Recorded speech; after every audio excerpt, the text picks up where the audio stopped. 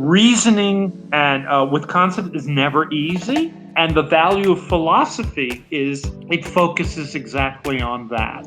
And there are, if you look through the history, there are resolutions. We have a tendency to focus on the things that don't get solved and stay with us. And then we think, oh my God, it just goes on this way. But that's not true. So that's its value. Its value ultimately is, this was a word that Quine loved, but it's a great word. Its value is clarity.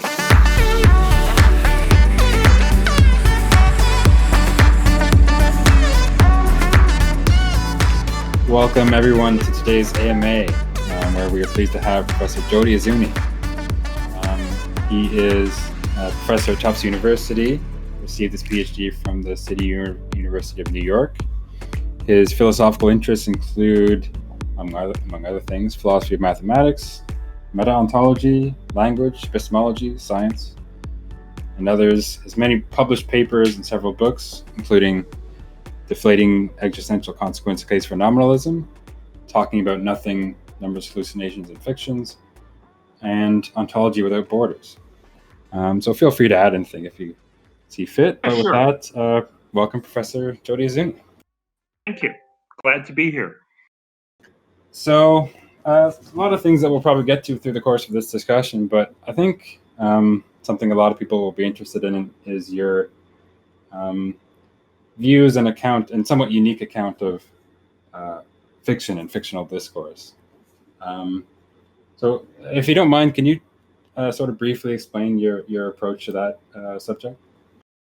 Okay. In a way, the picture I have is straightforward, but it starts from certain observations about language. And the idea is that much of the time when we're talking about things, the things we're talking about can exist or needn't exist, and sometimes we don't know. So in the very same sentence, we can say things like, Walt Disney invented Mickey Mouse. So you've got a term referring to something that did exist, and you've got a term that's referring to something that never existed. And this much is just kind of straightforward. But philosophical views, very sophisticated philosophical views about the semantics of language or about metaphysics press the view that somehow this kind of discourse is strange. It's not the same as discourse like, my glasses are on the table, where all the terms refer to things that exist. My view is the discourse isn't different in any way at all. The semantics is the same. How we use the language is the same. There's no weird operators like a pretense operator involved. Nothing like that is going on. So really, it's a kind of flat-footed view where I'm saying, look, nothing strange is going on when we talk about things that don't exist. Now, I also have views like, some of you think there are numbers, but in point of fact, there aren't. Those don't exist. Some of you think there are holes. Those don't exist either. So I have a kind of longish list of things that don't exist, but my ways of thinking that we talk about them is just like us talking about anything else. So that's great. So part of when your account, though, for when we're talking about these things, like for example, we don't refer to these things, but we refer in some slightly different sense, or there's a way you disambiguate reference to account for these things, such that. Well, one way you could do it. In natural language, the words referred about, they're not ambiguous. They can be used in relation to things that do exist or things that don't exist, right? I can say something like, somebody comes into a room and says, what are you talking about? And I say, well, we're talking about Barack Obama and Mickey Mouse. You can do that smoothly. One use of about covering both of them.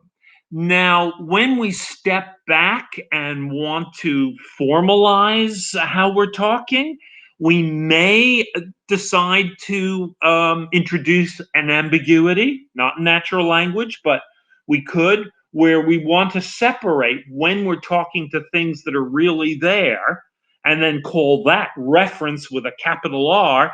And then when we're talking about things that don't exist, we don't refer, we might say. And in natural language, we sometimes shift back and forth this way. But there's nothing unusual going on in language. The action, as it were, is in the metaphysics, right? When I say we're talking about Mickey Mouse and Barack Obama, there's something in the world, Barack Obama, that is involved in, that we're kind of trying to reach out to or talk about, etc. That's not the case with Mickey Mouse. There isn't anything out there of any sort at all. There are Mickey Mouse cartoons and stories or things like comic books. There's a whole industry. There's a whole Mickey Mouse industry, of course, larger than, I think, the GNP of many countries. But there's no Mickey Mouse, okay? And the word Mickey Mouse, therefore, doesn't pick out anything real or anything at all. Have I answered your question? I think so. It seems like, and I guess this is something you get into in your book or books, but we're gonna, we want some further account of how that's consistent with our language. It seems to me like that we can be talking about something that doesn't exist. It seems, at the very least, unintuitive. Well, I actually think it's very intuitive. It only becomes unintuitive as soon as you become a philosopher and put your philosopher hat on. And Plato got upset about this, right? It's right there back in those days where Plato is having a character say at one point, look, if there's something that doesn't exist in any way at all, then how can you be talking about it or saying anything about it? And I sometimes call this the aboutness illusion. We do have it, but the point is this is intuitive. I tell Hercules doesn't exist. Okay, you say. I tell you Mickey Mouse doesn't exist. Okay, you say. We intuitively feel I told you two different things. But if there is no Mickey Mouse and there is no Hercules, in some sense, I haven't told you about two different things. I haven't told you about anything, although I communicated something. So it's only when we start to think about, well, now how do our words and sentences work? How do they get truth values? How do sentences get truth values? Then we start to get worried. So we say something like, oh, if I say Barack Obama is in California. I don't think he is. I don't know if he is, but I say Barack Obama is in California. That sentence gets to be true or false by virtue of Barack Obama and where he is at that moment.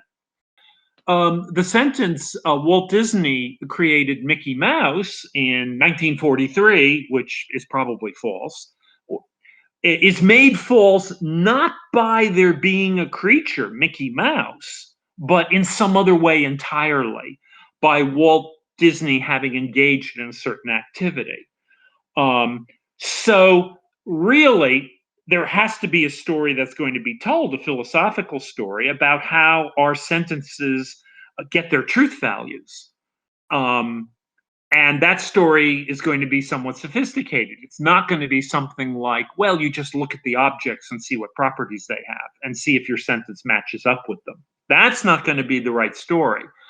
But I'm not sure that there's anything unintuitive here, because I'm describing just how we talk on a daily basis. This is what we do. All right. So I'm going to come back to that, but I think right now we had a question from DE who wanted to get in voice. Are you there? Yeah, I'm here. So, pardon me, I'm not familiar with who you are until today, and so I just read the Wikipedia article and understood that you're interested in nominalism. Sure. Forgive me for not having read your work, but I've spoken with a few mathematicians who also are not intuitionists, and for them, what they think, so they think that there are only two truth values for unproven mathematical conjectures. So they reject intuitionism, and a lot of those mathematicians think that what makes it true that there's only that it's either true or false and not this third value is grounded in some sort of mathematical Platonism. So I was just wondering if you could speak on that. Sure. So there are two issues here which I like to separate, but people put them together. And you alluded to intuitionism, and that's kind of an indication of this. So people think, look, when it comes to mathematics, right, either there's a reality, mathematical reality, there are numbers and they exist at a certain place or not in space and time or whatever, and the truth values of the mathematical statements, then you either get true or false depending on whether the claim matches the reality or doesn't match the facts of the reality. So is the idea that you're saying that what's sufficient for being either true or false is simply that we accept classical logic, and that you don't have to have some other facts which ground, some Platonic That's facts correct. which ground the truth of these? Exactly. That's the idea. And so, in a certain sense, when I say things like, you say, well, P or not P, and I go, I don't know, right? Well, I don't know can mean there's a fact out there grounding a value, right? But I don't know what it is. Or you can think, well, there's actually nothing out there grounding it. Okay? And that's what I'm claiming. I'm claiming that's okay. And you just, you use this neat logic that covers it all. And you talk about what you don't know when you can't assign a truth value for any reason. And you don't need a Platonic reality, which, if I'm right that the logic is convenient as it is, it would be kind of annoying to have to hypothesize this whole landscape of Platonic objects just to be able to use this logic. And you might say, well, that's awful. Do we have to do that? And my answer is no, we don't.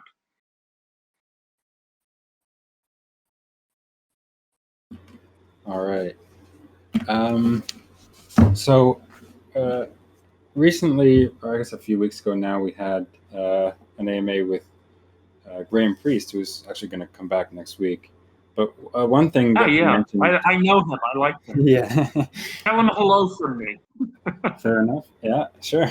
One thing that he mentioned, though, in that discussion, as he has suggested elsewhere, is that if we can use some name or term as a noun in a noun phrase and predicate of it and think about it and so on, then that's sufficient for thinking that it exists, that there's some extension to that name or term. Mm-hmm. So clearly this is something you would disagree with, right? So could you maybe comment on this approach? Sure. And I'm going to put it this way. I'm going to put it in a way that Graham perhaps won't like. Graham has actually weighed in on my book Talking About Nothing. And, so we know we don't agree for some time. I think he's a Meinongian. Okay. And so, there can be objects out there, he thinks, but they don't exist. Here's what I'm going to say. I'm going to go humble here. I'm going to say, we're all human beings. We have a language. We use our language. We have terms in our language that we put to work in various ways. Doing all of this doesn't give us entitlement to saying what reality is like. Reality is something we have to work to figure out. and we could be wrong, and reality is independent of us and doesn't care what we think or how we talk or what terms we use. So that's my kind of response. Okay.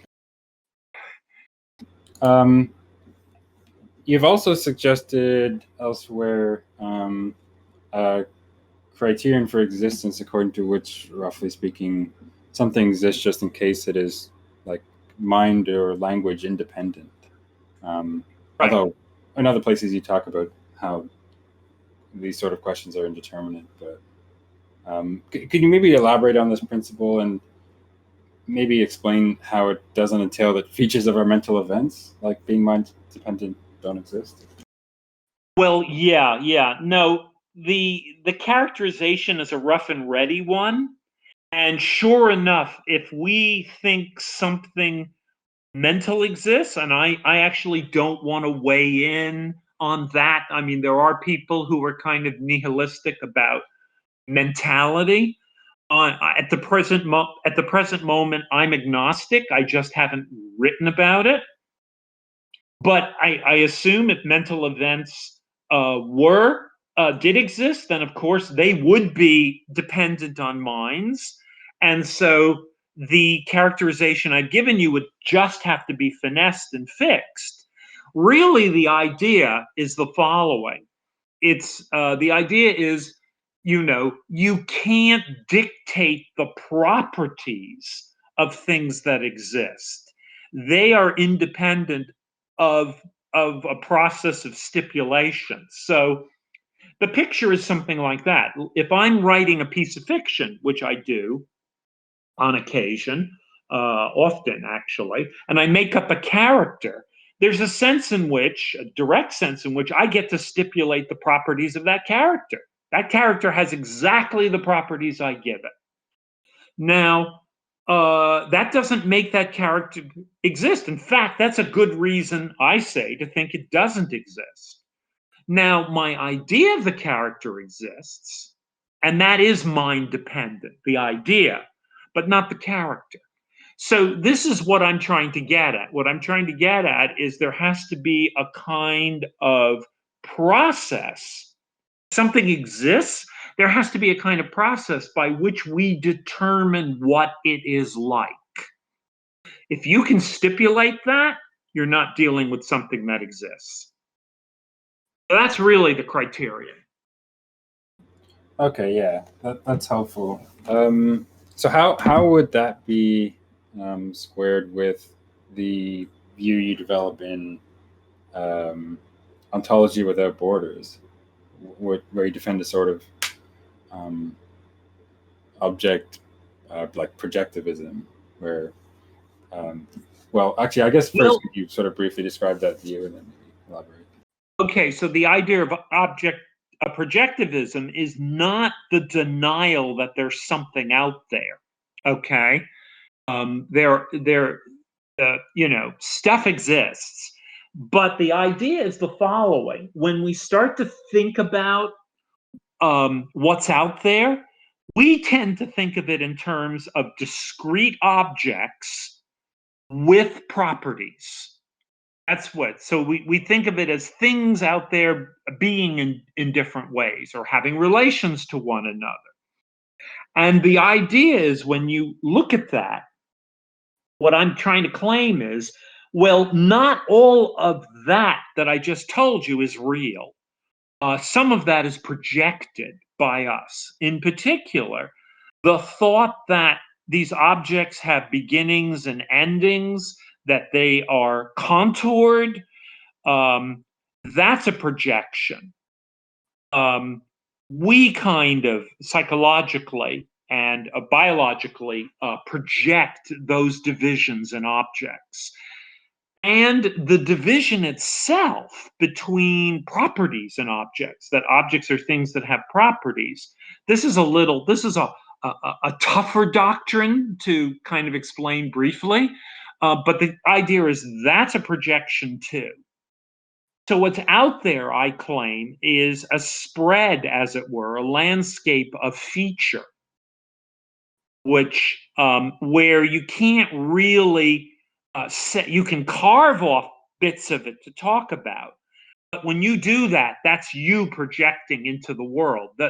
Those divisions aren't there. So, so again, the idea is when you start to think about how we carve up the world into objects, you recognize, well, now that's a stipulative element we're introducing. Sometimes, involuntarily, psychologically, we have to group things into objects. Okay, psychologically. That's part of our cognitive architecture. But that doesn't mean that's the way the world is. Is that, am I making sense? I'm trying to make sense here.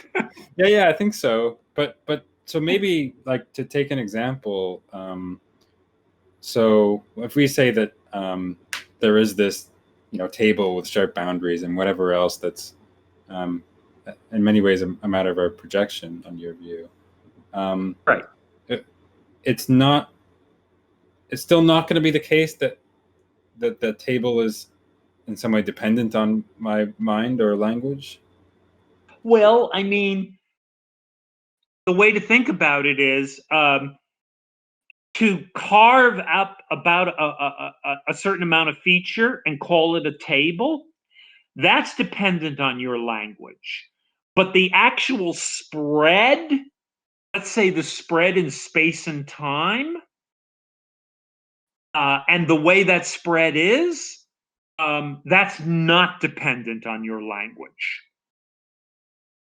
Okay.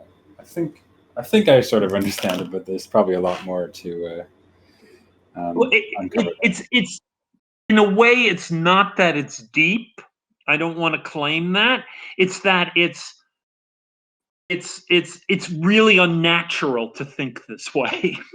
And I sometimes use little thought experiments to try to get us to them. And if you want to give me a second, I'll present one.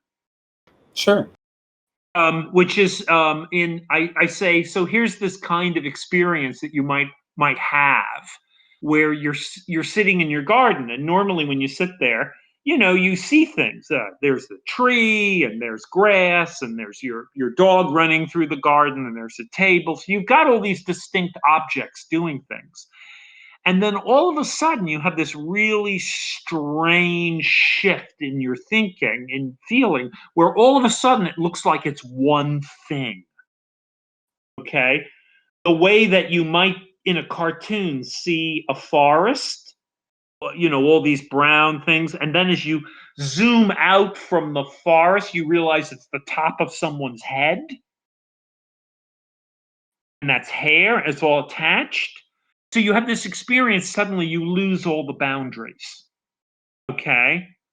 So that's the kind of thinking that I have to try to introduce, where there are all these kinds of boundaries that we normally think things in terms of. And I'm saying that's the projection. And now you have to try to think your way out of seeing these boundaries. Not that you'll do it, okay? But that you can see, oh, I can see how someone could see the world that way. Does that help? Yeah, I think there is some intuition pumped there. That's something to. Okay, that's what I. That's right. Dan's wonderful phrase. Yeah, exactly. Fair enough. So I think we had a VC question for David Lee Roth. If you're there, you can unmute yourself on that. Yeah. Thank you so much, Dr. Azzouni, once again for being here.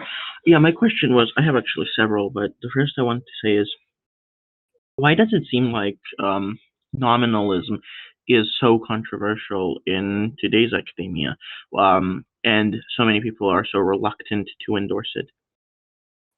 Well, in the contemporary setting, and the contemporary setting, in a certain sense, the issues still largely date back to Quine on this. The picture is that the picture involves a couple of things. One of them is that we need mathematics to do the sciences. And when I say you need the mathematics, I mean you need to be able to put that mathematics together with your science and deduce things that are true, or things that are approximately true, whatever the story is someone tells. And the standard picture of the semantics of this language is that all the terms refer. If you've got truths, it's because of the sort you need. It's because the terms refer to objects. That's the driver. So that, and what I've had to do, and this is why it ends up being that I write so many books. It's not like I like repeating myself or hearing myself write, whatever that is exactly. It's that there's a lot of flank to defend. You have to show that the semantics, that a genuine, useful semantics for language doesn't require that all the terms refer. And then you've got to show that the value of mathematics to science doesn't require that mathematical terms refer. That's really where the resistance, the contemporary resistance, is coming from.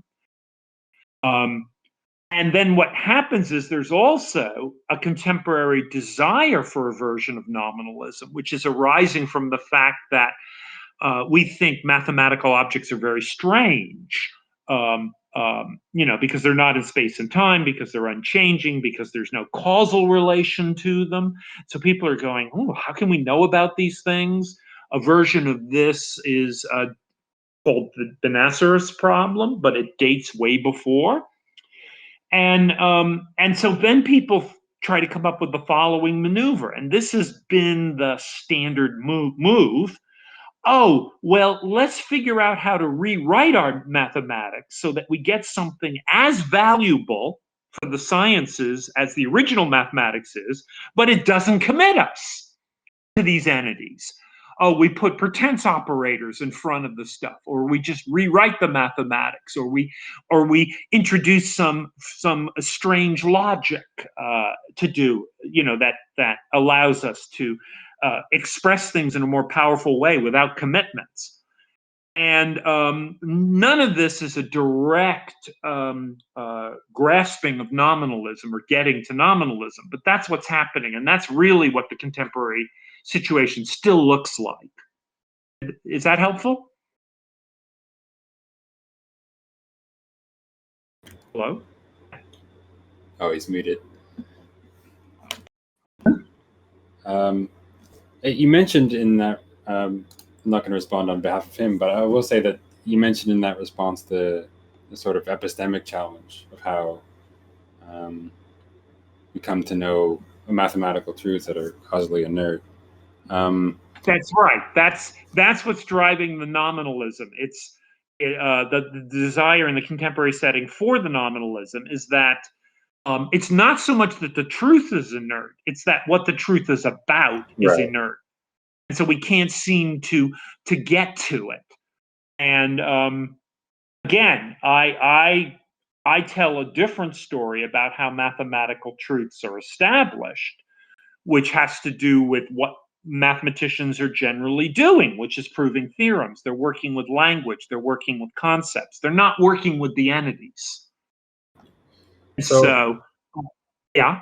Yeah, I was just kind of interested to see your thoughts on the following style of response. What if someone say that we discover by investigation, sort of historical investigation, that the processes that led to our acceptance of various necessary mathematical truths or axioms, there's some explanation for why we have it went that way rather than some other way, and then hence we have some explanation that it turns out to be explicable that the true axioms were in fact accepted rather than others, and so it's not a matter of accident that our method led to the acceptance of these truths. And so maybe something like that could explain how we come to know about these truths. Well, I actually think a story like that is right, but it doesn't involve these entities. mathematical entities. The story is something like our early practices with counting and the kind of neurophysiology that underlies our ability to count, and a similar story having to do with geometry and drawing triangles or doing a celestial geometry and things like that. So it arises to begin with out of general truths that we're um, grasping when we're trying to interact with the world and measure things or build things or calculate things. And I think then you can kind of show why the certain kinds of truths get accepted and not others. So I actually think that's the kind of explanation that's going to come along. And it's not going to involve these objects.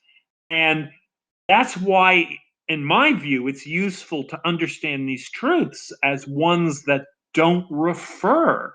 The terms in them don't refer to anything. 1 + 1 = 2 is true, but that's not because 1 refers to something and 2 refers to something. Okay, but for someone who wanted to maintain some sort of Platonism, I mean, is there still some maybe the sketch of an approach here that they might have to defend how we could have knowledge about these things? Well, the one maneuver I'm sort of familiar with is a kind of maneuver that Michael Resnick employed some years ago. And I think there are other people more recently that are interested in something like this, where they try to think of mathematical entities as turning out to be a certain kind of pattern. And then they want us to tell a story for why we're interacting with these patterns when we're doing mathematics, right? And so that's a story people like. And I don't like that story ultimately because it involves patterns, and then I start asking uncomfortable questions like, what are patterns?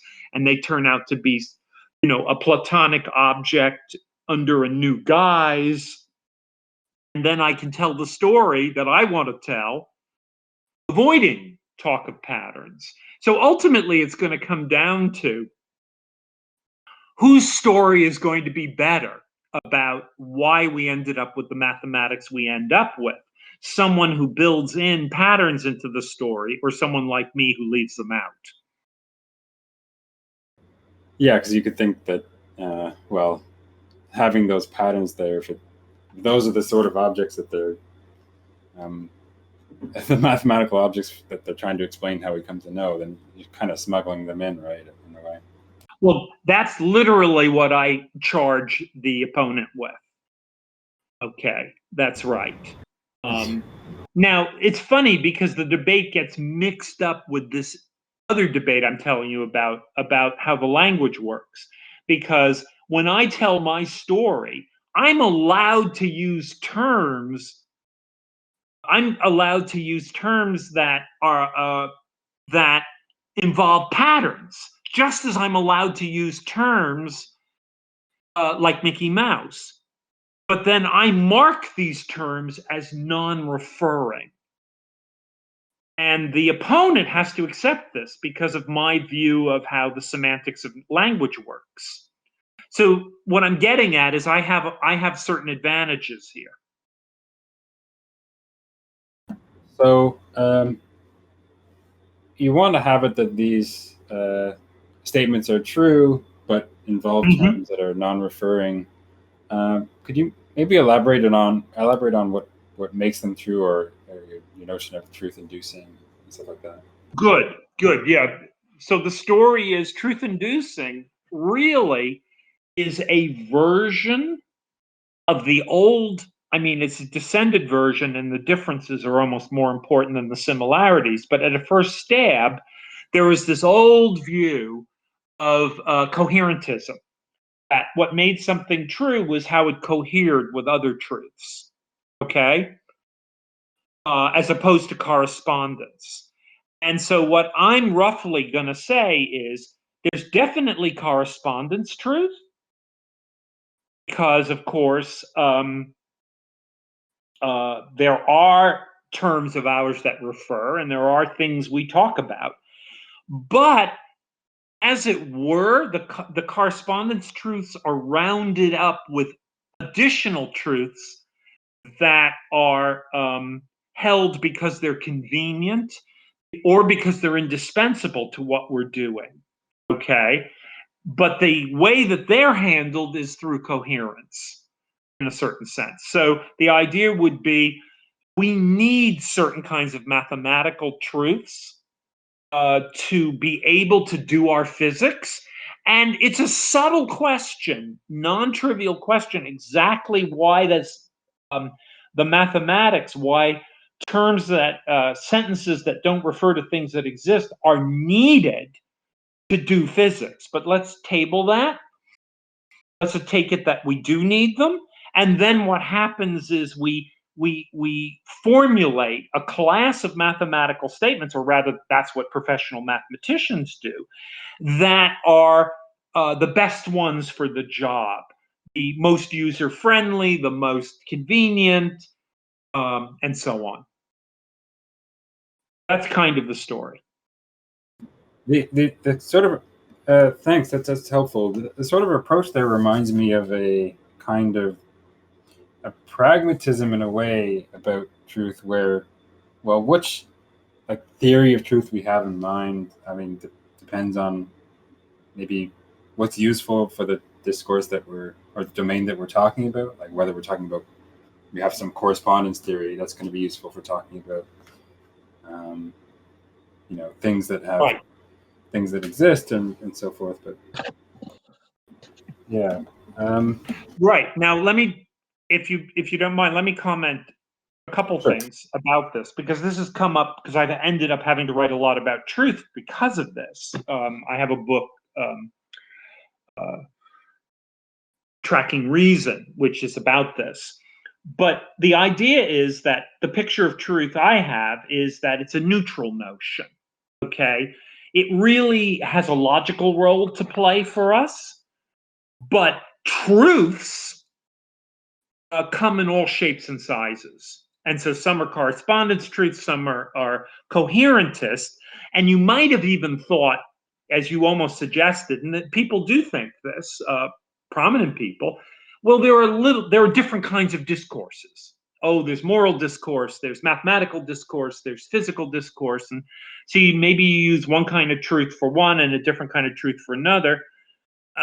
No, because these discourses are all mixing up with each other. We have to talk about the same things, all sorts of things. I can say something like, Sherlock Holmes is more famous than either Obama or the number pi.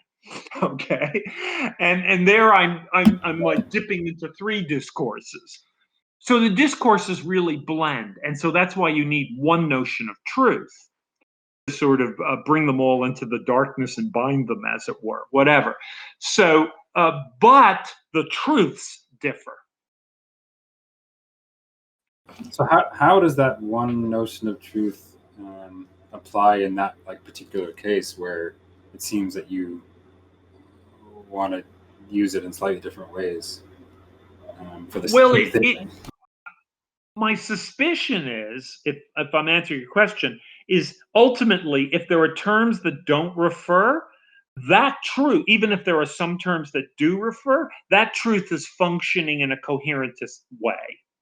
Okay. It's getting its truth value that way. Yeah. All right. But you see, coherentism is always against a background of other truths, right? And a lot of the other truths are correspondence truths.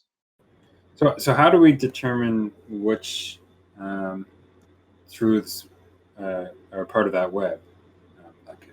Oh, well, that's open to big fights, negotiations, scientific discovery, right? I mean, that's what we're all, to the extent that we're collectively involved in anything, and, you can easily have doubts about that these days, especially if you pay too much attention to political discourse. You say, right, we're all from different planets. So that's what's really going on here. But what we're engaging is various ways of augmenting and refining the truths that we're holding collectively. So mathematicians are proving theorems, and scientists are carrying out studies and testing hypotheses, and we're making claims of all sorts, and revising and challenging each other and what we think is true and what isn't true. That's the practice. And then all sorts of methods come into play. Roughly speaking, correspondence methods, roughly speaking, coherentist methods, right? All right, we had a question from Kathleen. If you want to unmute, you can go ahead. Hello? Kathleen, are you there?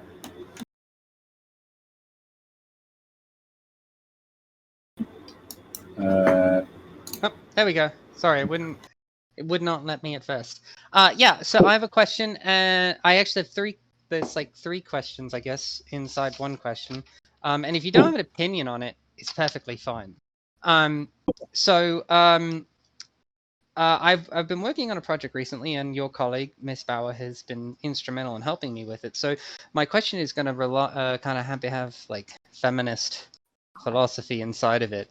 Do you think gender has an ontology, or do you think that it's just probably an equivocation on sex? And do you have an opinion on whether or not, if you do think gender has an ontology, it's more than just a social setting, and whether or not we could categorize that as essential, constructive, or performative? Oh, okay. I actually don't feel comfortable answering the specifics of what gender would turn out to be. I'd have to look at it and think about it. I don't think it's obvious, at least not to me. When you ask, does it have an ontology? I'm not sure how to understand that question. I thought I'd understand it this way. You've got a term. The term perhaps picks out a property. What's the nature of the property?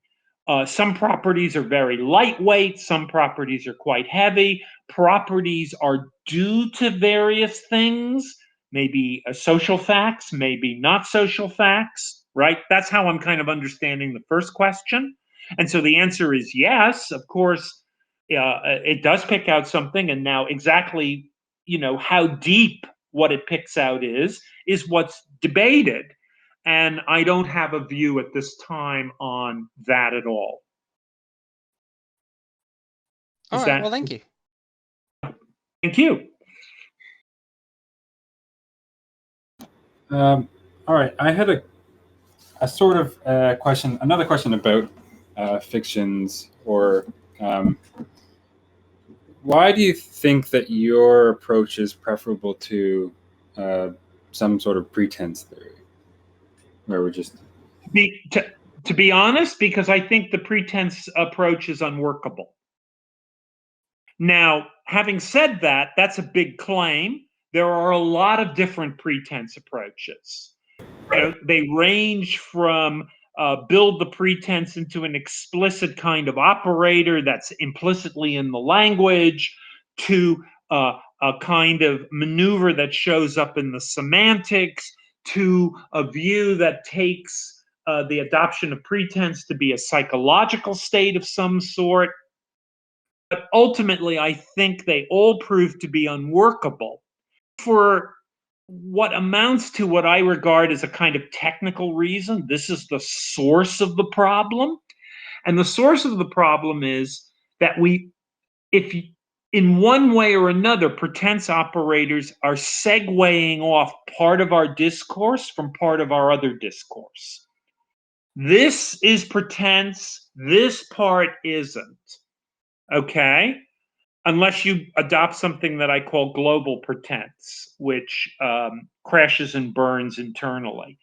But if you're segueing some of your discourse as pretense and some of it isn't, the pretense discourse has to be protected so that you don't do things like say, there are objects such that it is pretended that, because then you're talking from outside the pretense discourse about something inside the pretense discourse.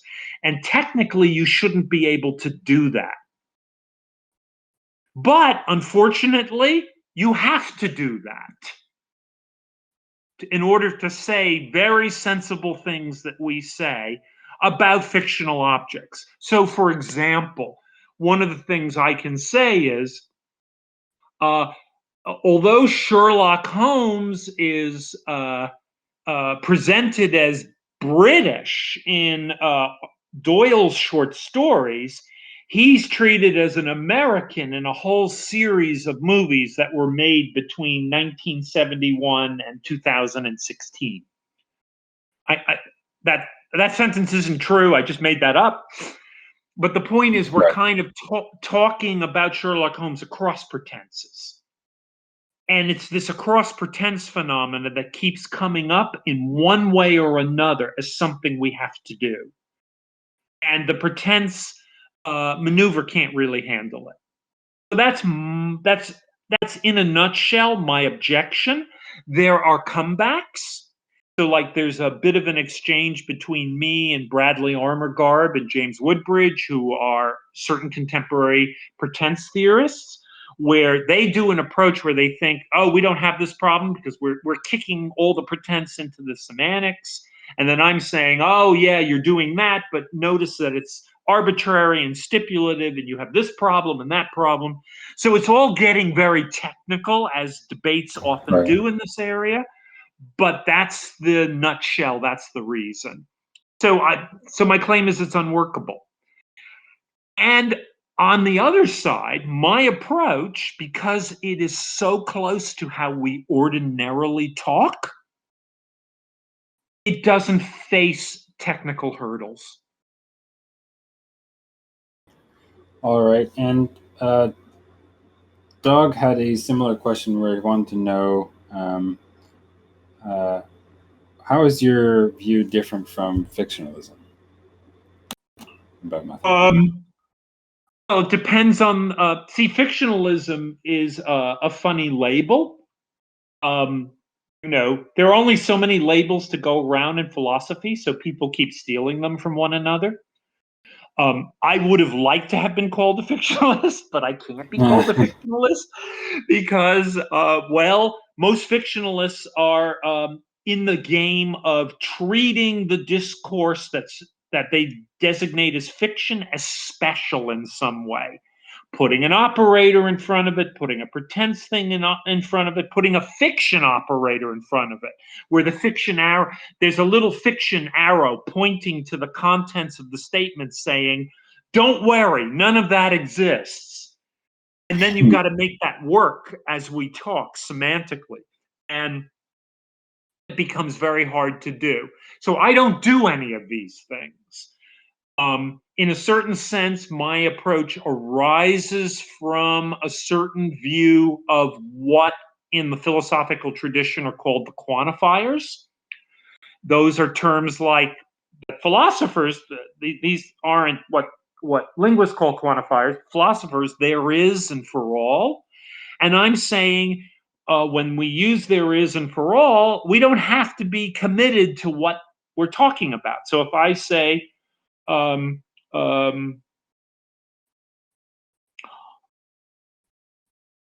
don't know. There are as many Greek gods as Greek goddesses.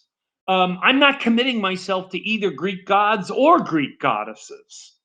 Okay? So it's a claim about certain locutions in natural language, that they're innocent, that they're neutral about commitment, about the ontology.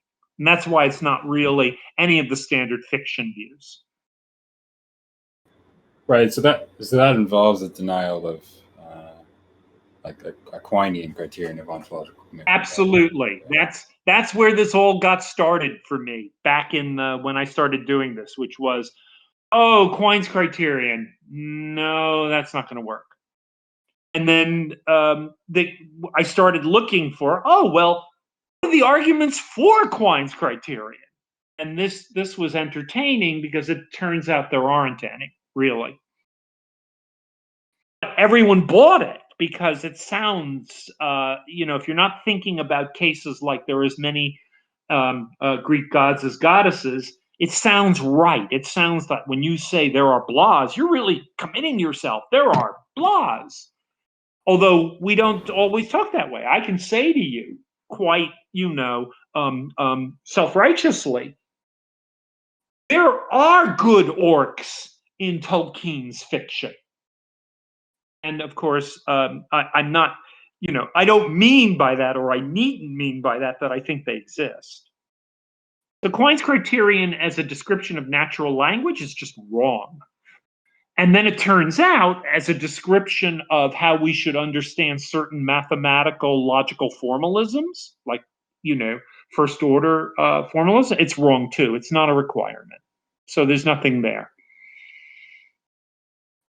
So in response to someone who would try to save the criterion from those examples by saying, look, we can paraphrase those in a way that maintains what we mean but doesn't result in any existentially quantified statements that would entail the existence of those things. Do you think that those sort of accounts are unworkable, or is that?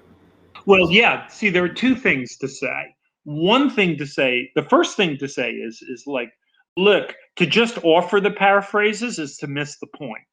The point is, how does natural language work? So you can't simply be offering these paraphrases as something we could do. You have to be offering them as something that in some sense we're really doing when we're talking. And that's become, in straightforward linguistics, become less and less plausible as a description of natural language. But the other side of the coin is exactly right. You don't offer paraphrases by doing one or two examples and saying, see, you have to show in some systematic way it's going to work across the board. And this is something almost no paraphrasing has ever been even attempted. People don't do it. They just focus on one or two examples, say, oh, isn't this terrible? This example looks like it commits us to average persons, or it commits us to, Greek gods or whatever. And then they paraphrase that. And unless you show the paraphrase is systematic, you haven't done the job. Well, is that requiring maybe a bit too much of the person who affirms this sort of criteria? Because why would they have to show? I don't know.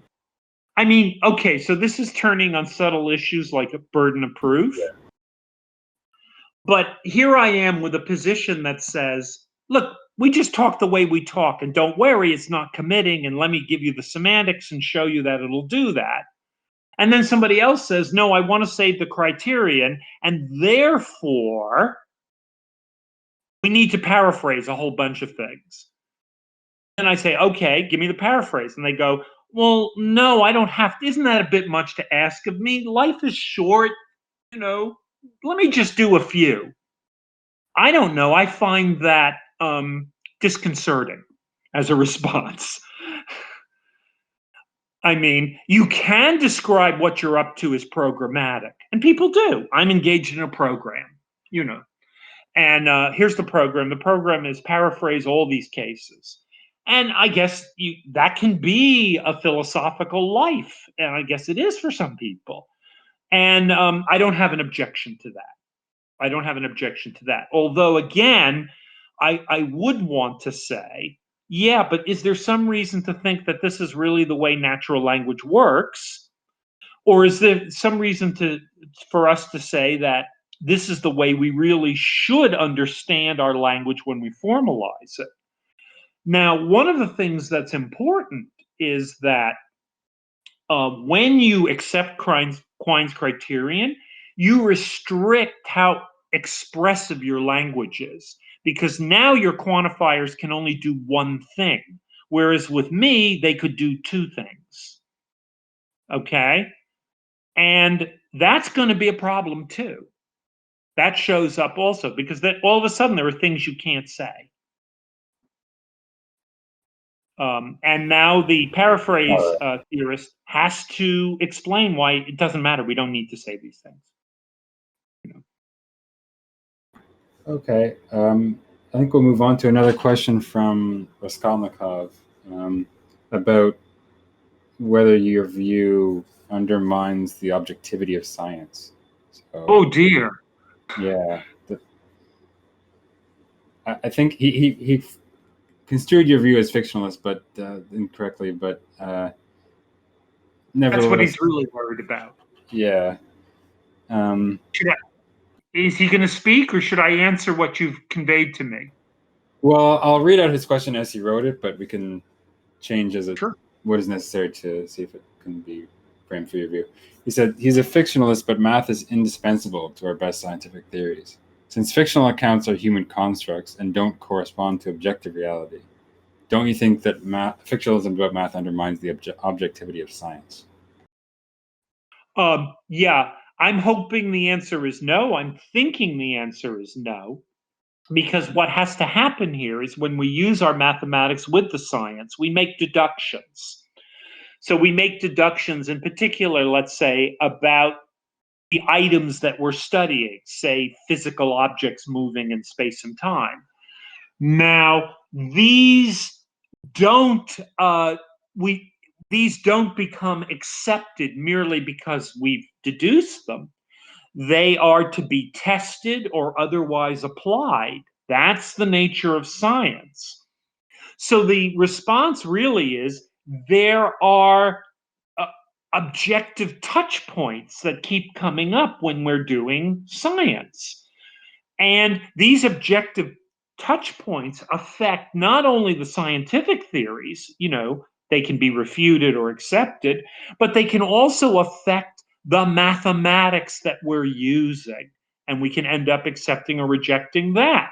And the standard example is the replacement of Euclidean geometry by non-Euclidean geometry in the relativistic context. And that's not a refutation of Euclidean geometry as a branch of mathematics. It's perfectly okay. It keeps living.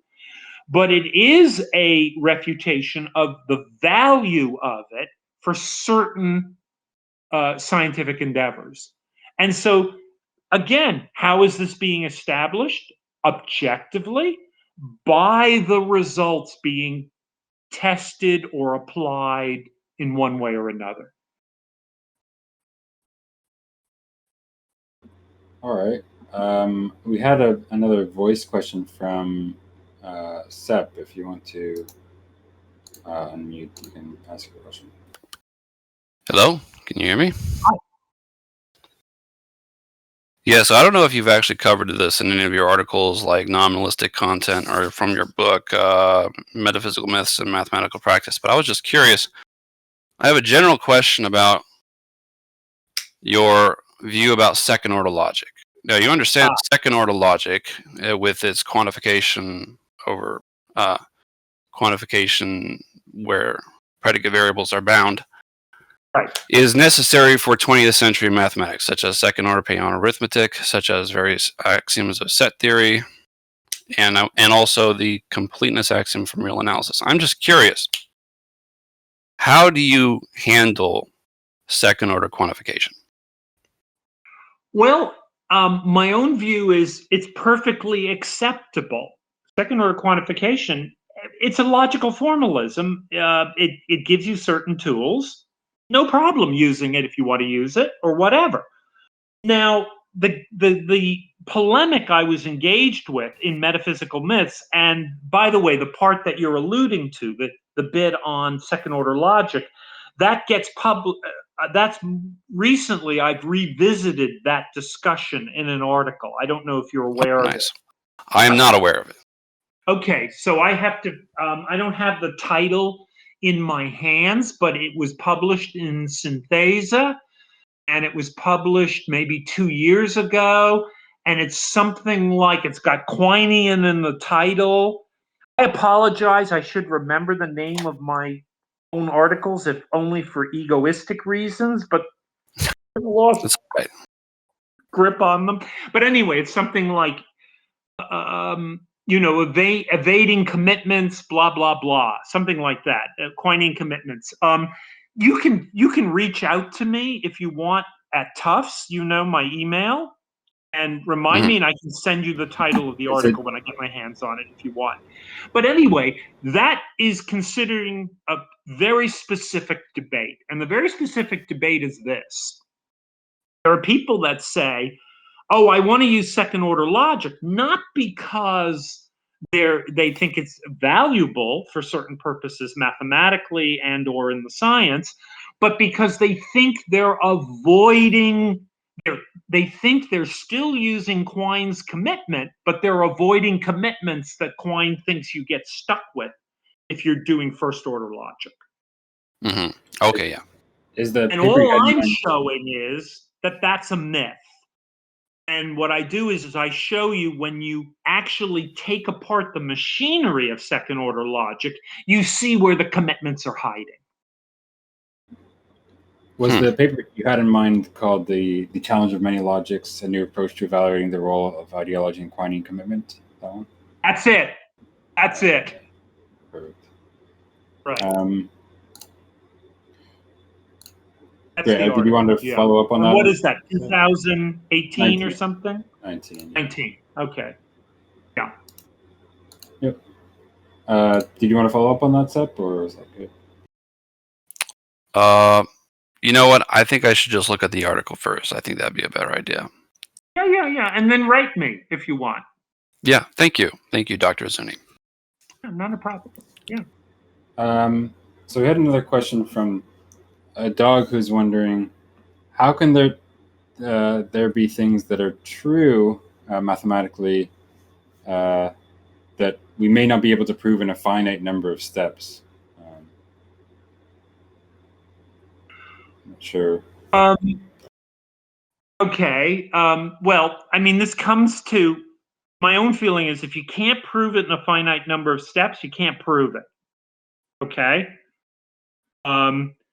But nevertheless, our commitment to the logic tells us of any statement at all that you can formulate in mathematics, it's either true or not. But that doesn't mean there's a metaphysical reality or that the statement in fact is either true or not. That ends up just being a claim of our logic that, the sentence is either true or not. So if you're thinking of truth as, oh, I know what truth is, it means this sentence corresponds to the world in some way, or you're thinking true means provable in a finite number of steps, then you're going to be worried. But I deny that true means any of these things. True is, yeah. Sorry. And he also had a question. What is it that makes statements about 4 or 5 dimensional objects correct, assuming that there are no such objects in fact in reality? Well, we have lots of statements about them. We have mathematical branches where we study higher dimensions, right? And in general, what makes them true is the very process by which we prove these things. So you formulate axiom systems which describe what these things are. The way that when you're writing a novel, you set up certain things. The difference between writing a novel and then determining what follows from what you've set up and what you're doing in mathematics is simply that the mathematics is much tighter and precise, but it doesn't mean there's a reality being created. And what we mean by true is just, follows from, as it were, that mathematics. Okay? But it's not wedded to one axiom system because we can supplement it. and we often do when we're doing mathematics. All right. Thanks. We also had a different question from the Bargain of Wisdom, who's wondering, sort of meta philosophy question of what you think the utility of philosophy is. Do you think that it often creates conversations about or around a thing that don't contribute to understanding, or do you think or what do you think the utility of philosophy is? I guess it's just the general question. Okay. Often described philosophy as a moving target because when you study it over time, historically, you realize certain issues do get resolved in various ways. My favorite example of this usually is Frege's invention of an artificial language. And I say that definitely resolved a bunch of issues about reason and about logic, but it created a bunch of new ones. And generally speaking, the value of philosophy is there are areas, all sorts of areas. I'm not talking about, I'm including now things that I don't write about, like ethics, but there are lots of areas where we're simply confused. Our concepts need to be refined, or we need to think through more carefully what the implications of those concepts are, because reasoning and with concepts is never easy. And the value of philosophy is it focuses exactly on that. And there are, if you look through the history, there are resolutions. We have a tendency to focus on the things that don't get solved and stay with us. And then we think, oh my God, it just goes on and on this way. But that's not true.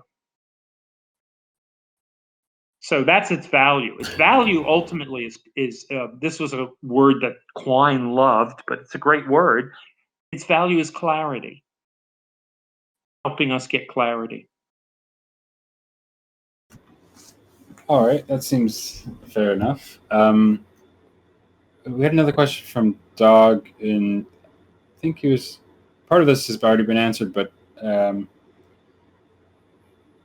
what is your thought on the deflationary theory of truth? Is it something applicable, or? Well, I'm in a way, deflationary theories of truth are very, very. It's a big family. There are lots of people. Okay. In a way, the view is originating in Tarski, and later in Quine, but. And the view is, look, if you really want to get an understanding of this word, one of the things you need to understand is what we do with it and how, as it were, the logic around it works. And I welcome that idea. Accompanying it was another idea, was that once you analyze this, you're done with other kinds of philosophical questions, like, is there a property of truth or something like that, which alludes to an earlier debate dating back to the 19th century, at least, and maybe earlier, like, well, what is truth? Is it correspondence? Is it coherence? Right? And my own view is that these are two separate kinds of issues. One is about the word true in quotes. The other one is about the nature of truths. And my view is that there are therefore different kinds of deflationism that often get run together. But my own feeling is that the logic, we've got it figured out, that's right. And now there's a substantial question about what truths are like. Is there a way in which all truths are alike? And I've already mentioned that I don't think there is. That I think there's at least, broadly speaking, two ways in which sentences come to be true or are made true. And so that makes me a kind of deflationist. But those two ways that sentences come to be made true or whatever, it's not that there's two notions of truth, right? Again, that's right. The notion is neutral between those. That's right. The notion is neutral. It's not that there are two notions of truth. And it's really not that there are two kinds of truths either, you know. Really, the right way to think about this is, I think, to just think in terms of terms. That when you're thinking about truths, you're thinking about sentences, and that grain is a little too coarse. And that really want to do is think about terms and what they're doing. That some of them refer, that some of them don't. And then when they don't refer, then you're asking yourself, okay, well, what practices do we use here to establish truths? So I guess while we're talking about truth, one more sort of related question. You have a somewhat old now paper on a priori truth. But what is your... That was like my first or second paper. Right. Perhaps your views have evolved. What is your positions now, if you have any, on the status of it? Well, I guess I don't really take a notion of a priori truth very seriously. The way people wanted to think about it at one time is they really wanted to divide logic and mathematics on the one hand from empirical truths on the other. I don't really think there is a good distinction there, or at least not of that sort. I do think there's a bunch of things we know that we know to be true by virtue of the meaning of words. Okay, that's a fact about language. But I don't see that as happening with mathematics. I see that as happening with words like house. Okay, where, for example, it's a truth that if you're near the house, you're outside the house and not inside the house. That's the way the word house works. And that's a priori in a perfectly respectable sense, which is, well, you acquire that meaning with the language and you may not even be aware of it. Okay? But when it comes to mathematics, there's something that's very distinctive and unusual about mathematics, about the practice, which one has to try to get on top of. And I've been working on that for years and years and published a whole bunch of things. But a priori is not the right way to think about it. It's just a not particularly valuable. It's a philosophical fossil left over from centuries of being picked up by people and pushed. And I don't really think it's a valuable way to think about all these important issues. Is that kind of an answer? Yeah, definitely. Thanks. That's helpful. So I actually wanted to switch topics a little bit. Something that you've written on, but something that is actually quite gets discussed a lot in this community, which is the rule-following paradox. Right. From Kripke and based on Wittgenstein. So could you comment briefly on, I don't know, it's a large issue, but briefly on how you think you would respond to the problem? Well, I mean, I kind of my own approach is very much coming off of Kripke's approach. I'm not prepared to say how much Kripke's approach is fair or not fair to Wittgenstein's original concerns. I have some ideas about that, but they haven't come into print yet. But my view is that Kripke's mostly right in stating the problem and setting it up. But it doesn't follow, not that Kripke committed himself, it doesn't follow, given that, there's this issue about, when we feel we're following a rule, the question is, what kind of way are we grasping a standard? And the answer has to be, we're not. We don't have it either internally or externally. And so you kind of got to describe how we get onto following rules in a different way. And that's what I try to do. So there's a sense in which my solution, as it were, is a skeptical solution, because it's saying what's going on here is we have to basically accept the Kripkean picture about rule following, but it doesn't follow. This is a corollary. It doesn't follow. Kripke took Wittgenstein's ultimate response to be, well, rule following is licensed, as it were, by being in a community. And I reject that. I don't think that's needed. I think an individual can cogently follow rules on an island all by themselves, provided their dispositions, their internal dispositions, operate in a certain way. That's my picture. So we as put it this way, as we're a kind of animal who can follow rules because we change our dispositions change in response to success and failure in certain ways. And when we project that into the future, psychologically, we're seeing it as a kind of rule that we're following. I hope that wasn't hopelessly mystical sounding. Yeah, well, I think because you talk about response curves and then the different stages of the Crusoes at different, and try to make the argument. That's right. That's right. So what I do is I set up a series of island dwellers, Crusoes, Robinson Crusoes, right? And then I kind of show you how their psychology works when they're aware of their dispositions, and then ultimately when they're not. And a lot of Kripke's polemic against a dispositional account is due to the fact that we don't experience ourselves when we're following a rule as just exercising our own dispositions to do something. And that's absolutely right. But what has to happen is that's because we're unaware of our dispositions. They're introspectively, we have no access to them.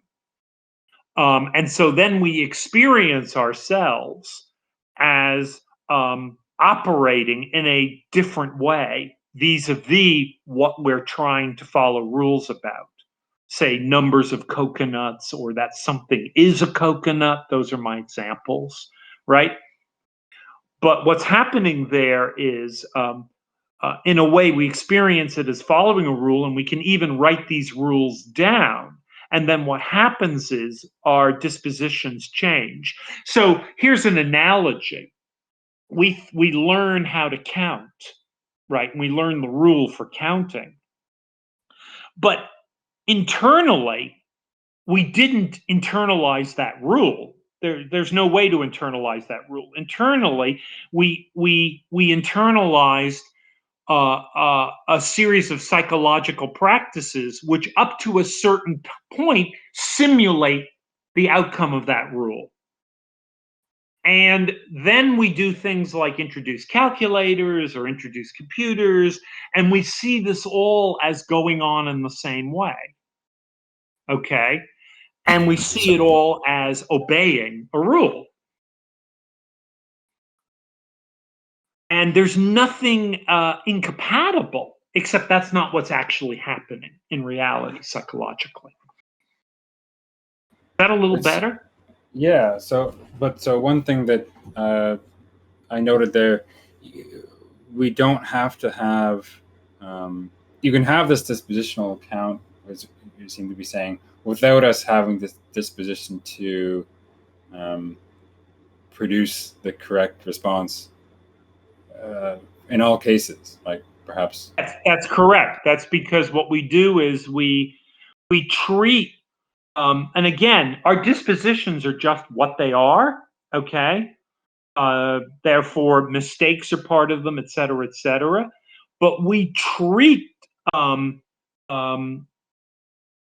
certain outcomes of our dispositions as correct and other ones as incorrect, but we always do it in relation to later dispositions that we've developed. What you're getting is a kind of series of dispositions that reform over time. And if you ask, well, what's driving the dispositions to develop this way and not that way? Again, it's going to be success and failure. So, but then, Success so how failure would with- we? So how would we say for some the calculation that you perform, say you're apparently adding two numbers together, and by the standard rule of addition, the number you return is false. But so what is it that makes that a false application of the addition rule rather than like a correct application of some other rule? I guess. Well, I mean, at a certain point, nothing. What happens is we judge it so later in light of dispositions which we take as correcting what we were doing earlier. But the talk of correction is just an imposition of the later dispositions on the earlier ones, as it were. Okay? So correct and incorrect here are terms we use because we're treating ourselves as obeying the same rule all along, and in a certain sense as having the same disposition all along, but that's not true. Okay, that's actually quite helpful. So I guess on a related question, somewhat related question, I guess, from the dog was wondering what your general view on the philosophy of mind was, like physicalism. Oh, yeah, I'm not there yet. and so I haven't said what? No, I was just saying fair enough, yeah. Yeah, I have a tendency to try to resist talking about stuff that I haven't worked out in some detail because I'm never quite sure if, what I think going in I'm going to believe is what I'm going to think. So I am moving towards in my current work, which is in epistemology. I guess this didn't come up, but my latest book is Attributing Knowledge, what it means to know things. And I'm working on another book right now called Challenging Knowledge. So there's two kinds of things we do. We attribute knowledge to others and to ourselves, but we also challenge claims to knowledge. And skepticism is just the most extreme form of a challenge. So it turns out there's a lot to say here. But some of what's coming up is starting to border on issues in philosophy of mind. So, yeah, I'm going there, but I don't know that I want to commit myself to any pronouncements now. Speaking of attributing knowledge, what do you think about sort of contextualist approaches like that from like DeRose and others? Well, yeah, what I try to do is to show that they're wrong. The claim actually is kind of a neat one. Contextualism is a complex, messy response to the fact that we seem to shift in our knowledge attributions depending on factors, not all of which seem to be epistemic. Like if we're in a rush or something, right? Or if something's important to us, then the standards seem to go up and down. And the thought is we need to come up with a complex linguistic mechanism to explain this that's governing the word no. And my view is the linguistics is not supporting this, so that's not a way to go. Now, one way to go, which I think is part of the solution, is to treat the word no as vague. That's been thought not to work, most notably by Steve Schiffer, because vagueness, to use, I think, the language he uses, is visible. We can see vagueness when a word is vague, like heap. We all know it's vague, so we're not going to get into a fight over whether that's a heap or not, because we know it's vague, and bold is similar. And my claim is, yeah, that's right. But the funny thing about the word no is that the vagueness isn't visible. And there are reasons for that. And I think that ends up being a piece of a solution to what's going on with the shifting with the word no that I think is better than contextualism. Any of the versions of contextualism. Contextualism, again, is a big family of views. So that's that's that all is in attributing knowledge. So, I mean, I'm saying this in a kind of abstract sort of way, but the details are there in that book, which is out. I'll have to check that book out. It's out now? Yeah. It's been out since October. All right, great. Actually. I think we had another VC question from David Lee Roth, if you want to unmute, you can ask. Yeah, I have actually multiple questions, but I'm going to I don't want to take too much of your time since you've been here for more than an hour now. But yes, several questions, and one centers on philosophy of language, actually my area of expertise. And you know, it was so positively surprising to see that both of us got so deeply influenced by Quine. But yeah, my question was basically, what do you think about the million theory of proper names? And do you think it's something that's still defensible in light of the Fregean attacks on it? That's my first question. Right. Okay. So again, I haven't weighed in on this a lot, but I mean, one thing that's going on is I actually think we have to reconceptualize the whole space. I don't think the million view is right. I don't think the Fregean alternative is right either. But that looks disjunctive. It looks like, well, it's got to be one or the other, right? Either descriptive content is coming into play or it's not. Well, where are you on this? And I actually think there's another way to go. But I don't know that I can get much into it yet. I really can't because I haven't written about it enough yet.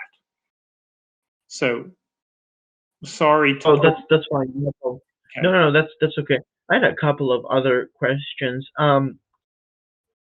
On metaphysics, obviously, I wanted to inquire about your position on free will. That's for one thing that I wanted to know, and a couple of others were, do you, when it comes to metaphysics, do you hold to some form of naturalistic monism, or are you a non-naturalist?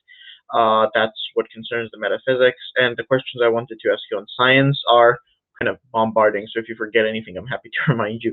Are you a scientific realist at all? Do you support scientific realism? Again, from the little I've read from your direct works, I couldn't really make it out. Apologies for that. That's fine. Yeah, that's why okay. Don't we take these questions in turn? Because you're right, I am going to forget them, and I'm willing to answer all of them. So let's start with the first one again. Yes, free will. Free will. To be honest, although free will was the first philosophical question I became concerned with. Actually, I think the first one I became concerned with was how could space be curved and finite? I didn't understand that. This is sixth grade. But I was concerned with free will, and I really believed in it. I kind of don't. I'm kind of now a compatibilist at best, someone like Dan Dennett, really. I think there may be other distinctive things for me to say about free will, namely the interesting phenomena of when we feel we're in control or choosing to do something and when we're not. I think there's things to say about the phenomenology. But generally speaking, I'm at best a compatibilist. So that's the first one. The second one? Hello? Hey, are you still there? Sorry, I had muted. I was talking. Apologies. Okay. Yeah. So my second one was, I believe, are you a scientific realist? Yes, and the answer to that is, yeah, pretty much. There's going to be issues about what I take to exist. Sometimes a person is a scientific realist. Well, then they're sort of committed to space-time or something like that, and I'm not.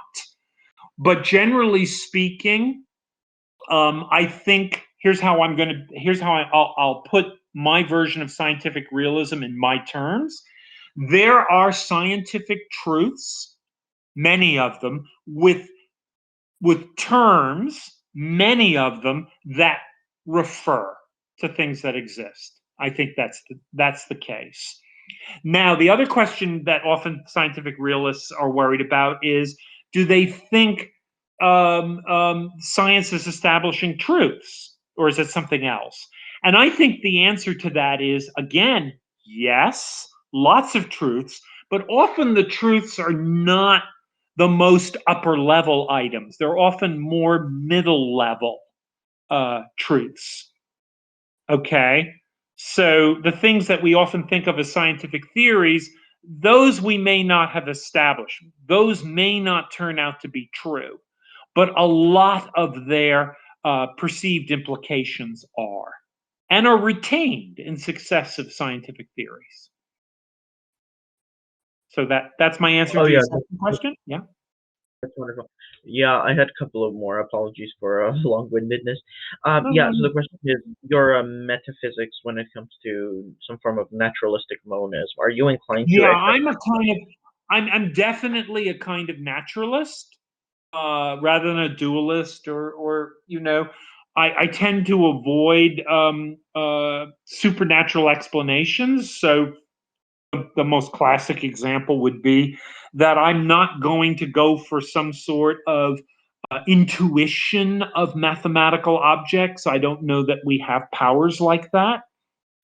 That said, the naturalism has to be understood carefully because, to some extent, science is a moving target too.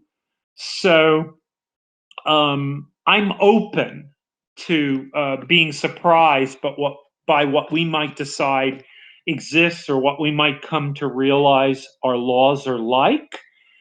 But a lot of the traditional stuff that non-naturalists in philosophy believe in, I don't believe in. And I guess as a natural follow-up to that, pun definitely intended, is there a specific view of the mind you subscribe to? And again, your colleague, Professor Dennett, is famous for his controversial views on consciousness. Is there anything that this kind of naturalism informs you when it comes to the mind? Are you more of a functionalist, identity theorist? What kind of things do you espouse? Yeah, at the present moment, I'm agnostic about this because I just haven't gotten into it in enough detail. I am not a consciousness denier particularly. I am more going to be a consciousness, let me figure out where that is. So my own view is there is such a thing as consciousness, rather than denying it, but I'm not going to be dualistic in my explanation of it or my discussion of it. The aim is to, figure out how to put it, I guess put it this way, how stuff like us can be conscious, okay? But whether that means I'm going to be functionalist or something else, I don't want to say. The reason I don't want to say is this has happened in other areas of philosophy more than once to me. And that's why I gave you the answer I gave you about Millianism versus Fregeanism, is I often feel, oh, this was a false dichotomy you were trying to trap me in. I don't want to be here. And then I try to explain at length why I think the picture should be reconceptualized. So that's what I expect to happen. But again, I'm not making firm promises about this. Okay. Oh, wonderful. And I'll move on to my final question, I suppose. I believe there's one more from somebody else, so I won't take too much time. Yes, about the semantic content dispute in modern metaphysics and philosophy of language, do you lean towards more of an internalist view or externalist view?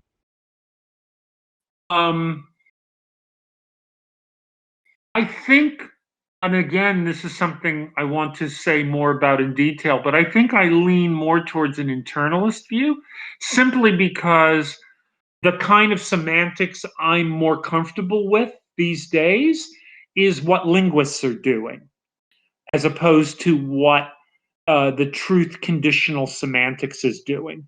I think truth conditional semantics really does give us something. It gives us recursion. We understand how we can chunk stuff together.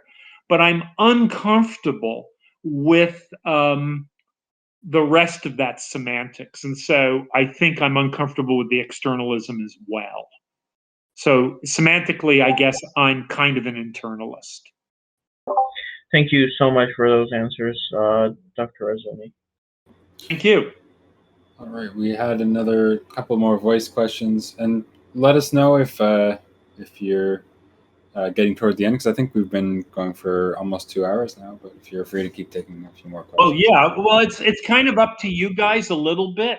I mean, at a certain point, isn't the recording just too long? I don't know.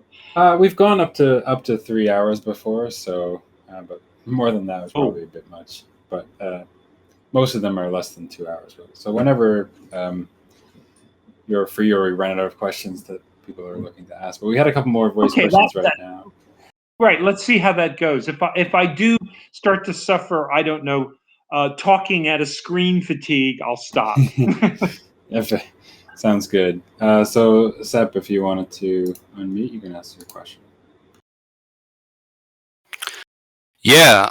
So have you taken a look at William Lane Craig's God and Abstract Objects, the Coherence of Theism, Aseity, that particular volume? Oh, actually, I own it because I've been in correspondence with him. If you've looked at the book, you know that he's prone to like my approach to ontological commitment. That's correct. He finds it plausible. He finds it plausible, and he likes it for reasons having to do with certain views he has about the status of God vis-a-vis abstract objects. And I don't have anything to say about any of that. Sure. But I was pleased with his discussion of my work. I thought it was very fair-minded. Okay, so you have had sort of a dialogue with Lane Craig about this, so I take it this is not going to be anything new. But I was just curious because, he mentions later on, after he mentions a criticism of your view, he says that quarantining involves simply ignoring some of the implications of a theory, so not including those implications in our communal body of beliefs. Now, this is important because he says that you had sort of a response to something Maddie said about divorcing truth from indispensability. I guess this is in reference to the Quine-Putnam indispensability argument. Now, I just want to read this in whole here, this one paragraph, okay? Because this is where he makes sort of a criticism of you, and you maybe have revisited this with him in your dialogue, but I just want to say this.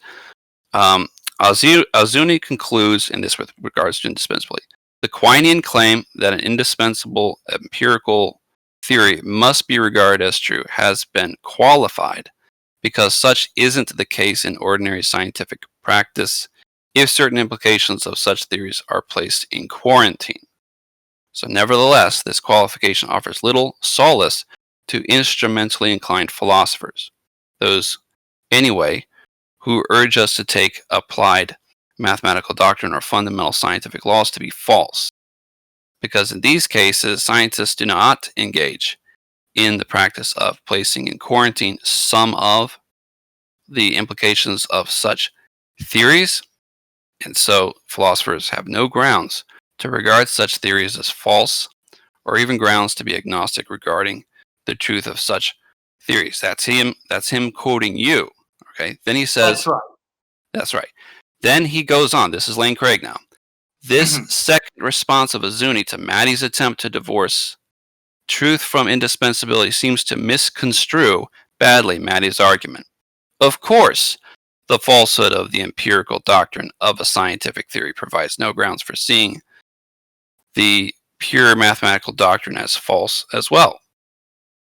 Fictionalists have endorsed a variety of anti-realist arguments for thinking that mathematical objects do not exist, and that, given the customary criterion of ontological commitment, therefore mathematical sentences quantifying over or involving reference to such objects are false. None of them offers as justification a sort of disconformational holism. Maddie, then, is not offering an argument for the falsity of the mathematical doctrine featured in theories, which must be instrumentally construed. Rather, she is pointing out that from the indispensability of a scientific theory, we cannot infer the truth of the theory in whole or in part. Azzouni agrees with that point. He's quoting you now. Scientific practice reveals not only that indispensable theories known to be false are ubiquitous, but that even inconsistent theories known to be such are common. Unquote. So now he continues. And he's referring to you now. He now bears the burden of proving that the mathematical statements of an indispensable empirical theory cannot be false, as the fictionalist claims. Okay, what's your views about what he's saying there?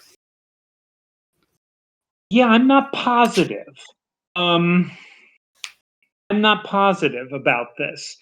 I'd have to go back. I think I have to go and look at it because it's very intricate. See, the point was, I think Maddie's original position is something like, she wanted to say indispensability doesn't commit you to truth. Right. Right? And my view is it simply does, all things being equal. So ceteris paribus? But yes. Okay.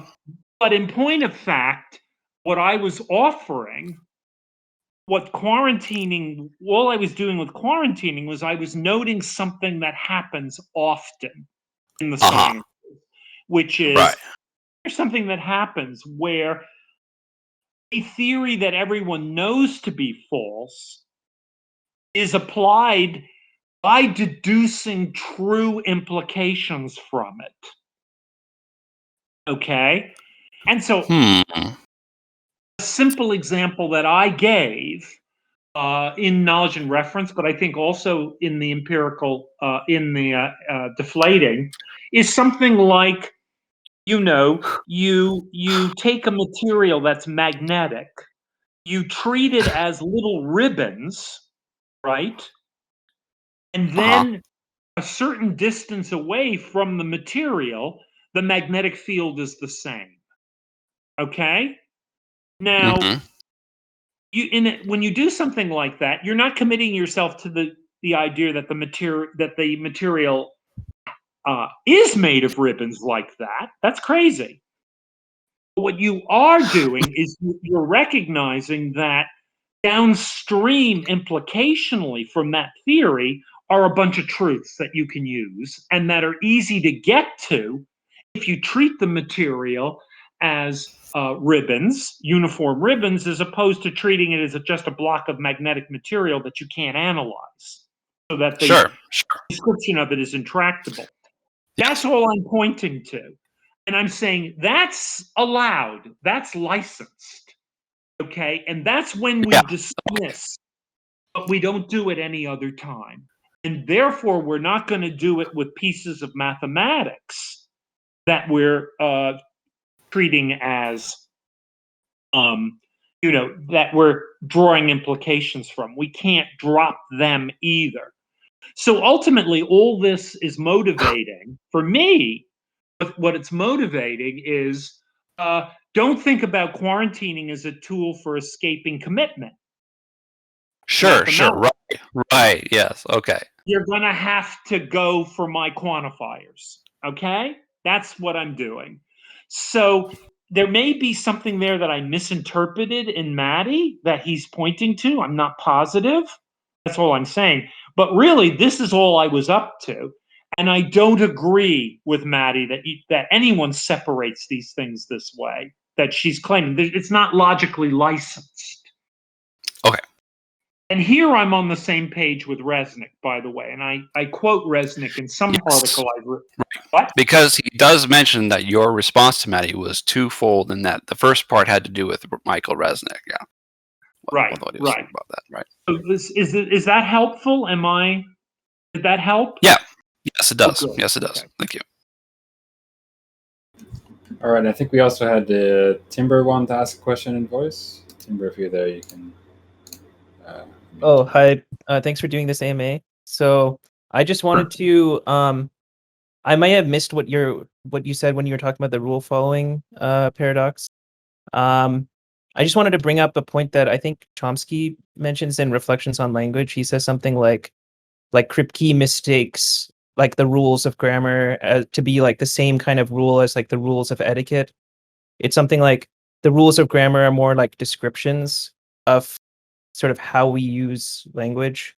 And so if we don't take meaning to be like normative, is the rule following paradox really a problem?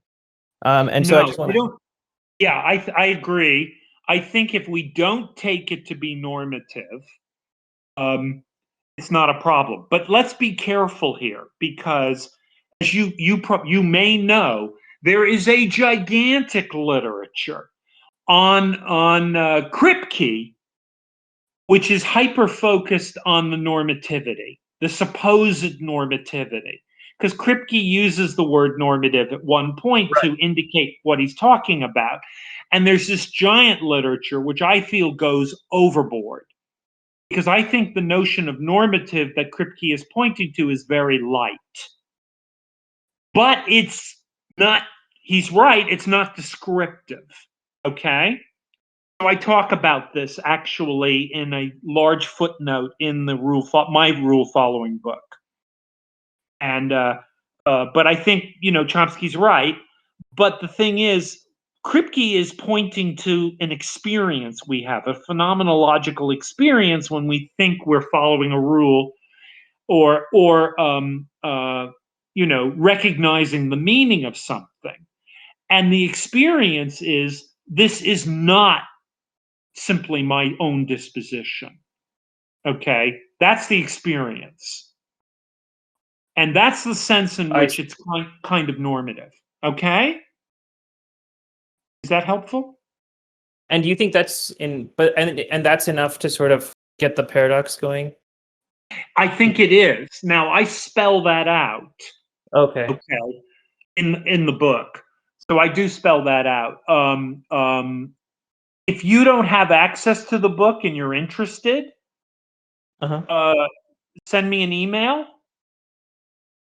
Okay, I will. Yeah, thank you. I can, and I'll send you the book if you're really, if you're going to read it.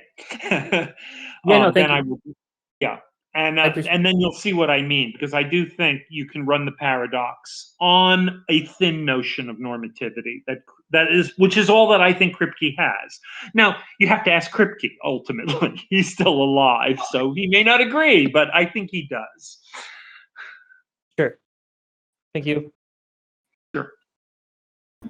All right. I'm not seeing more questions in the AMA discussion channel. So if anyone had any more questions. Question. Oh, sure. Yeah. Hello, Dr. Jody Azzouni. My question is, what would you recommend reading in order to get a better overview of your work, including things you wrote as well as your colleagues who support your view? Okay. A pretty good article, I think, is the Ottavio Bueno wrote something for the Stanford Encyclopedia. I think he wrote it on nominalism, and I think that wasn't bad for my views on nominalism.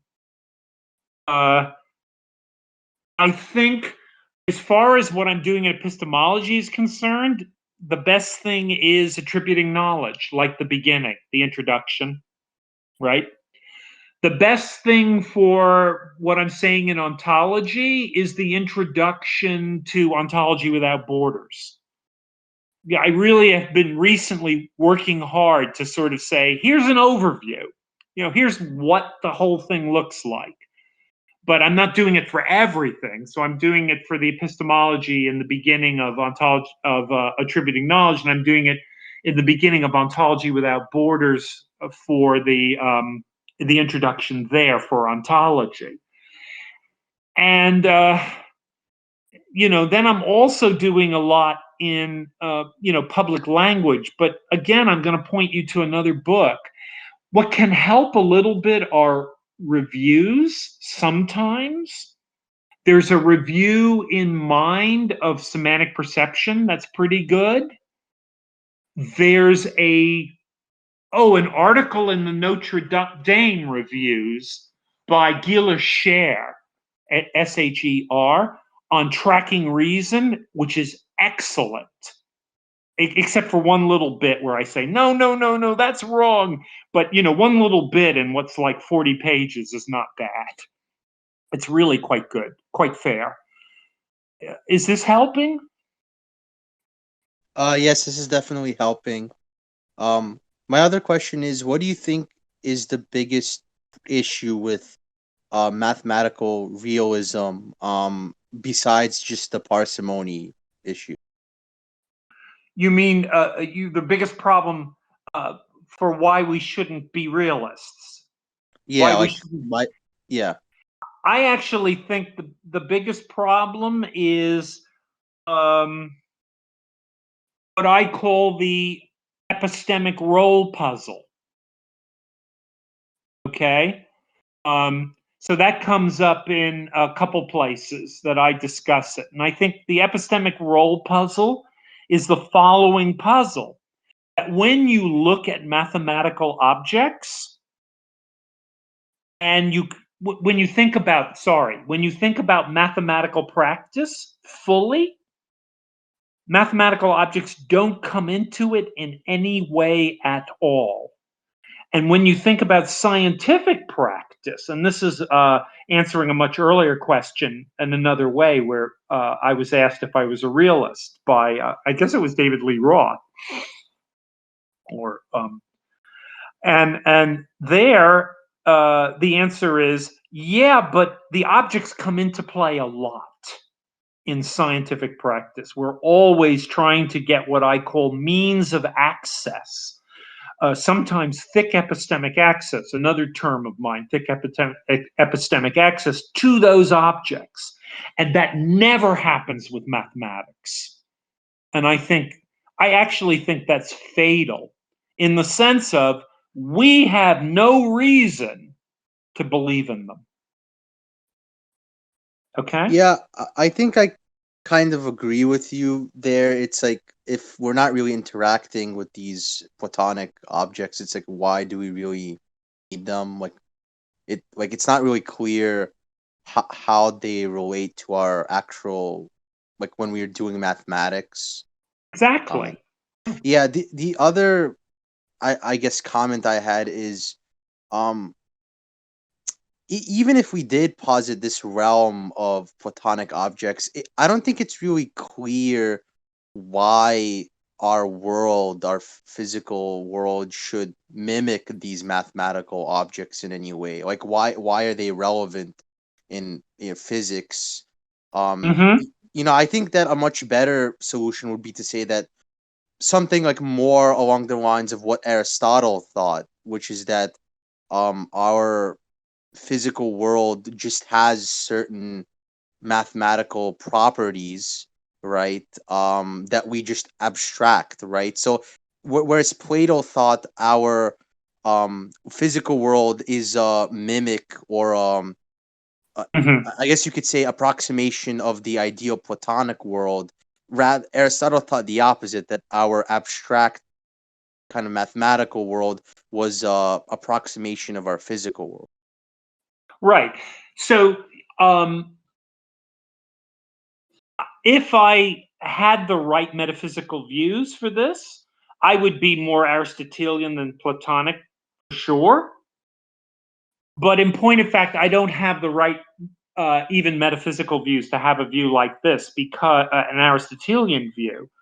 Because in point of fact, that's the way that contemporaries who take mathematical patterns seriously. Again, I mentioned Michael Resnick as a prominent proponent of this kind of view.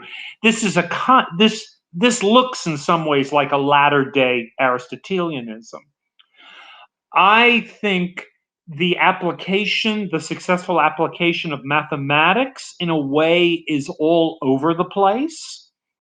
In terms of, I'm talking about successful application.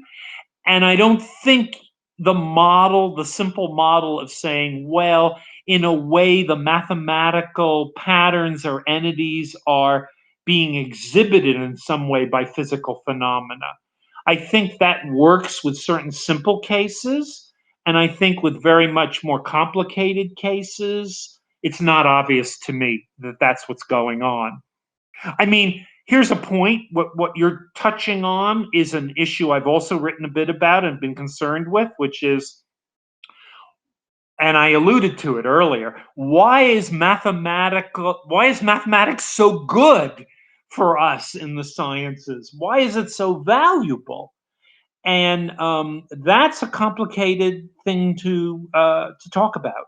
And resemblance views and pattern views are nice, simple ways to try to explain it, but I don't think they come close to fully doing so. Okay, thank you. We had a question again from Raskolnikov about fictionalism again, or well, nominalism at least. He says, as I understand you, Dr. Azzouni, the touch points of our best scientific theories, which can inform us about which mathematics to use, for example, Euclidean versus non-Euclidean, are the physically observable empirical parts of the world. But what about scientific models which lack physically observable testable aspects, like string theory or quantum field theory? Do you think? Okay. So let me say two things. First thing is, observable isn't quite the right word, because often, I mean, if you're thinking observable with your senses, no, it's instrumental access. So that's not a big deal, but I've written a lot about it because I worry about, how we get instruments to play the role of observers in a certain sense. That's the trick. But that's a small point.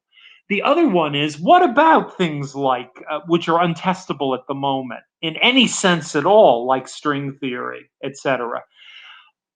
And my view, and this is a view shared by a lot of physicists, is, yeah, well, that stuff is in trouble at this point.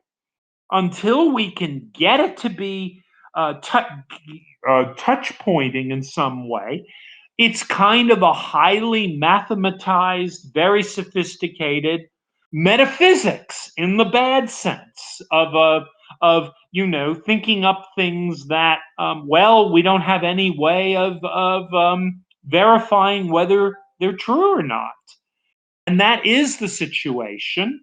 I hope it doesn't stay that way, but it is now.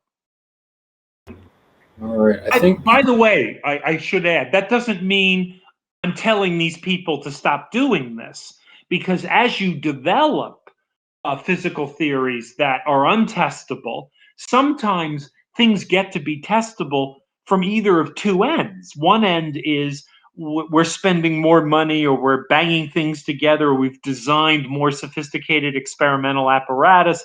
At the other end, we've developed the theory enough, or developed ways of approximating the theory, or developed ways of manipulating the theory, so that we can extract from it implications that are testable. So that's going on at both ends. All right, I think if everyone's good, we're probably going to wrap it up around there. Okay. Thank you so much again, Professor Azzouni, for taking the time to answer these questions, and thanks everyone for sticking around to listen and asking questions. I wanted to also say thank you so much to Dr. Azzouni for taking this time to stay with us and answer all our questions. Oh no, it was great. No, it was this was fun to do.